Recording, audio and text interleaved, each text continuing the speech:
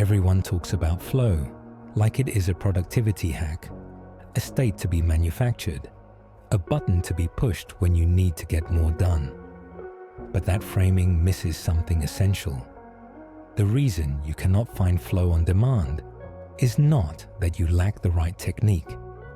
It is that you are trying to enter a state of wholeness with a self that has been shattered into pieces. Flow is not something you do.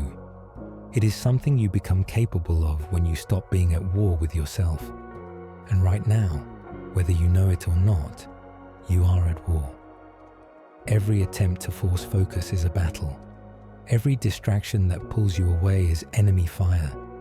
You have been trying to win this war through discipline, through willpower, through forcing the fragmented pieces to cooperate. But you cannot force wholeness.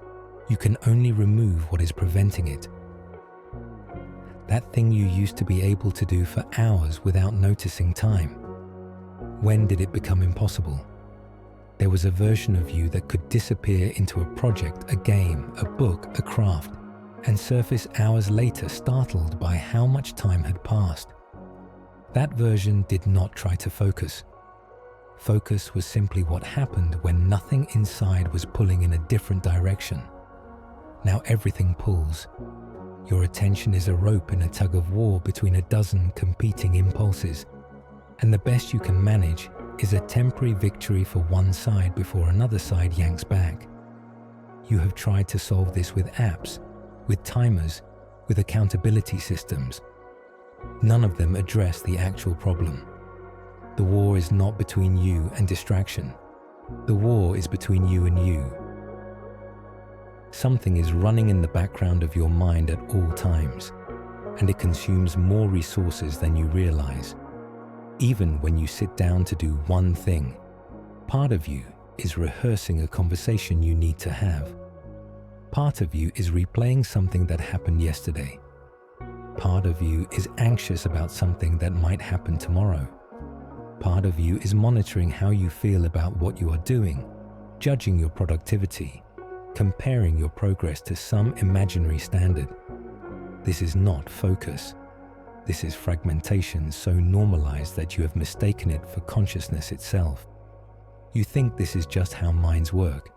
It is not. It is how divided minds work.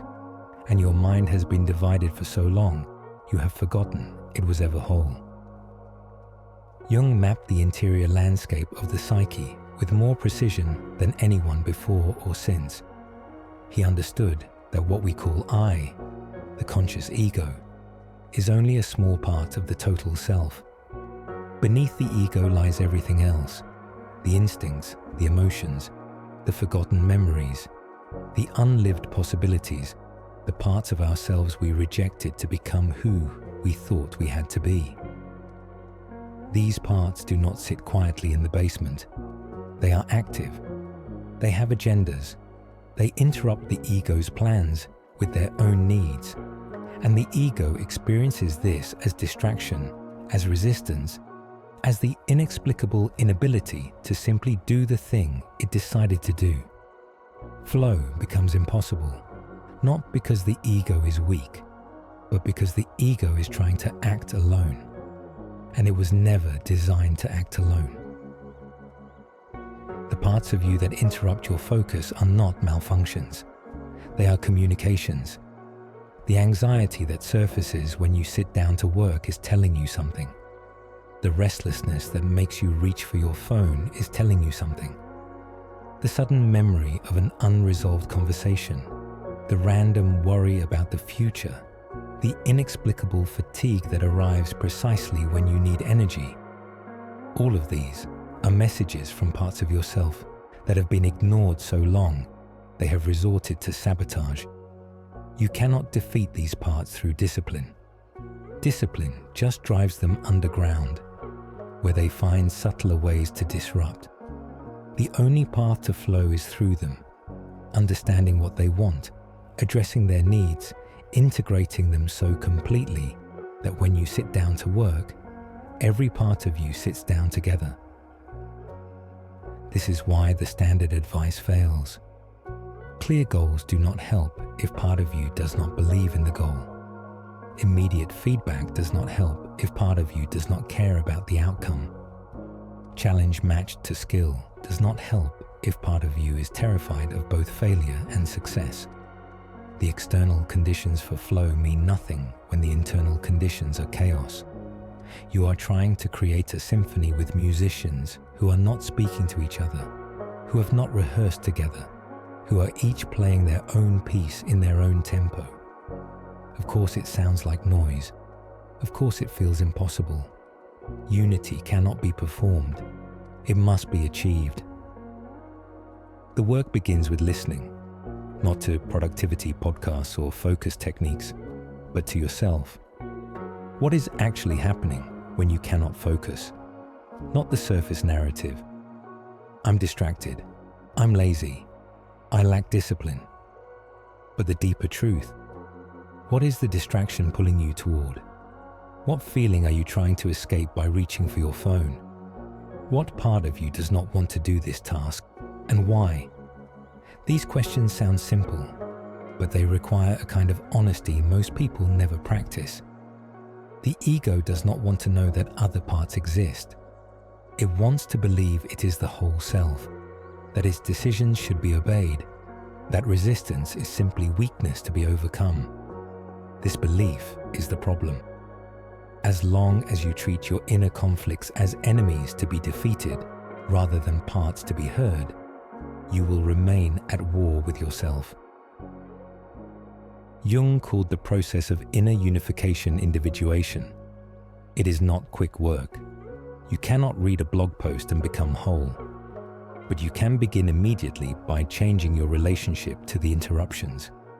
The next time you sit down to work and feel the pull toward distraction, pause. Do not obey the pull, but do not fight it either. Ask it what it needs. Listen for the answer, which will come not in words, but in feelings, images, body sensations. The anxious part might need reassurance. The restless part might need acknowledgement that this task is genuinely boring. The part replaying yesterday's conversation might need you to actually address what happened. These needs do not disappear when you ignore them. They fester, they grow louder, they sabotage. Flow is your natural state when nothing is blocking it. Children live in flow constantly, not because they have better techniques, but because they have not yet learned to fragment themselves. The fragmentation was taught. It was necessary for survival in a world that demanded you become something other than what you naturally were. But the cost of that fragmentation is the grayness, the difficulty, the endless war with yourself that you have mistaken for normal life. You can unlearn what was taught. You can reunify what was divided. You can become someone for whom flow is not a rare achievement, but a regular occurrence.